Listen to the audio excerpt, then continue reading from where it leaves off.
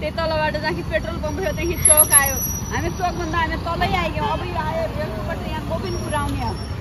यता र न डिमार्ट छ नि सुन्नुहोस् हामी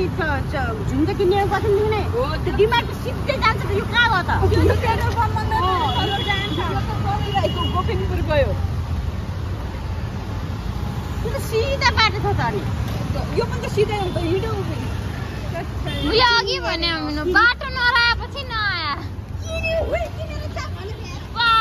घुम्या घुम्या हल्ला घुम्या घुम्या हराको अवस्था नेपाली होइन हराको अवस्था थोडा बाटै जङ्गलको झाड राख्छ भने सही हो